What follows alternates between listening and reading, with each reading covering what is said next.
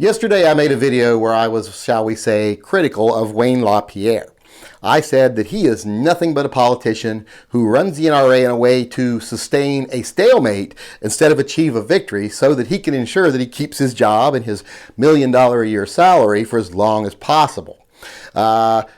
Some people point out to me that he takes actually a lot more than $1 million from the NRA. Some reports show that after expenses and everything else, he gets as much as $5 million a year. But I didn't bother to look into that, so I can't say that for certain. But like I said he's just a politician. He runs the NRA in the way that benefits him the most, not the way it benefits us as citizens. And I didn't like that, and that he had to go. Now, some people did try to defend him. They said, you know, we've done great things under Wayne LaPierre. He's achieved some great victories. And I'm like, okay, name one.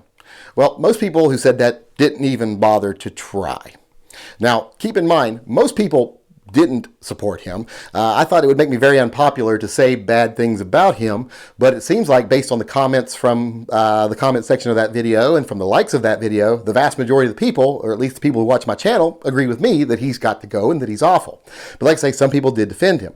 But when I asked them, defend him, name something he's done, most of them didn't bother. And the ones that did bother, they said things like, well, the assault weapon ban expired, or the Heller decision.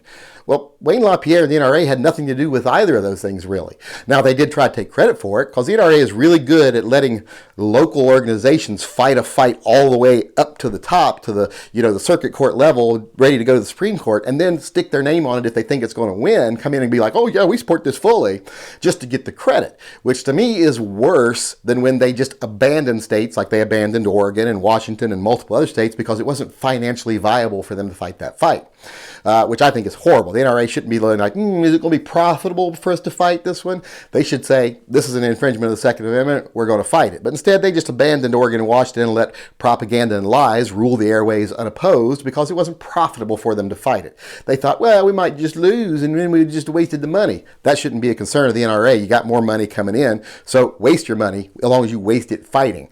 So I disagree with the way they do that, but I think it's even worse when they try to take credit for things they had nothing really to do with.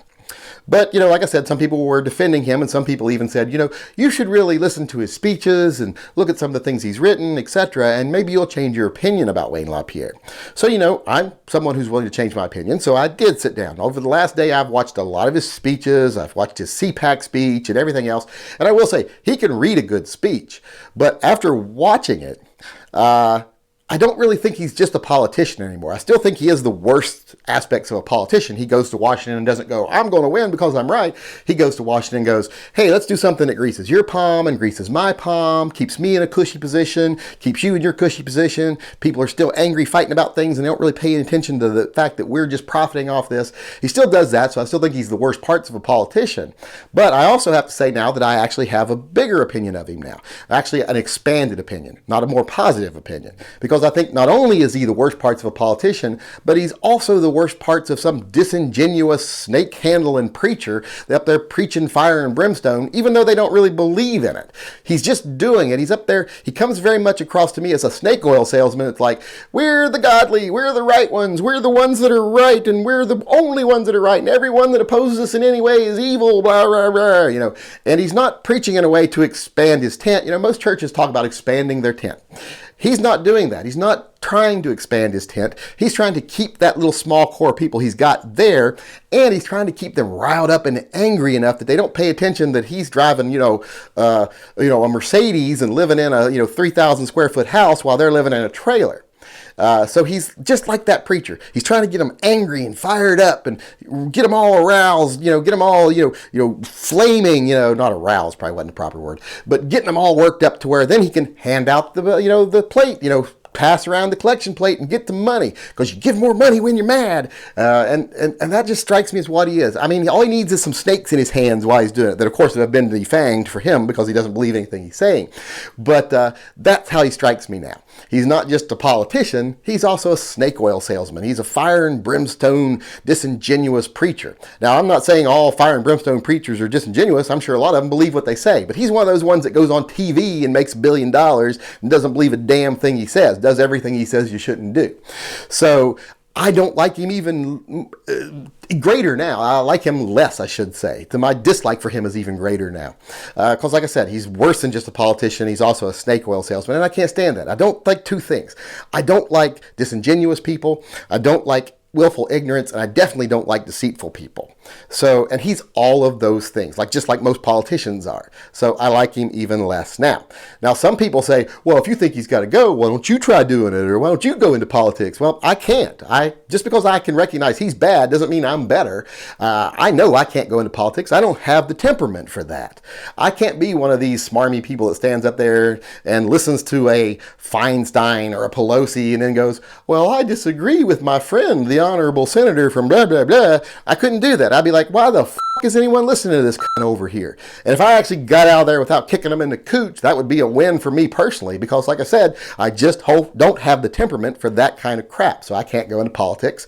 And I don't have to have a better alternative to point out he sucks and he needs to go. Once we decide we need to get rid of him, we can start looking for a better alternative. We can start petitions now to get him removed, and then once we know we're going to remove him, then we'll find someone that fits the bill. There's been a couple people that have already started petitions, and they said, would you be the face of the petition? And I'm like, well, yeah, that I can do. If you write a petition that's good, there's a couple of them right now, but I'm like, let's work on the wording a little bit, because that came across kind of angry.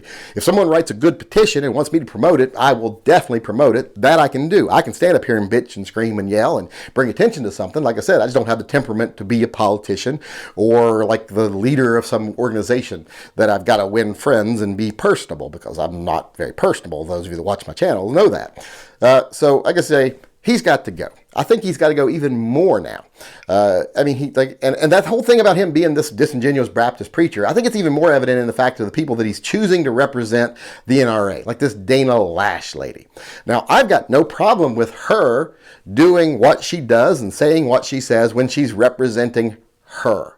But when she starts pulling this godly crap and I'm godly, so I'm right, and you're ungodly, so you're wrong, and you don't believe in guns, so you don't believe in God either, and you're horrible, and I'm good, and you're evil. When they start pulling that crap, like I say, that's fine when she says that if she's representing herself. But I don't want her representing me doing that, and as a member of the NRA, she's representing me now.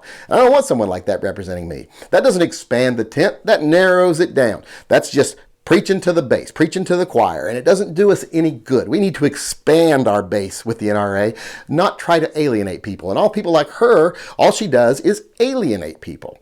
So we don't need people like her as representatives of the NRA. They can be on their own doing what they do just fine, and they can preach Second Amendment all they want. More power to them. I want everyone to be pro-Second Amendment. I want everyone from Mother Teresa to the head of the Ku Klux Klan to be pro-Second Amendment. Then I can disagree with them on every other thing if I want to, but we can agree on that one thing, and I can still say, even the Ku Klux Klan leader is pro-Second Amendment, even though he's a disgusting piece of garbage.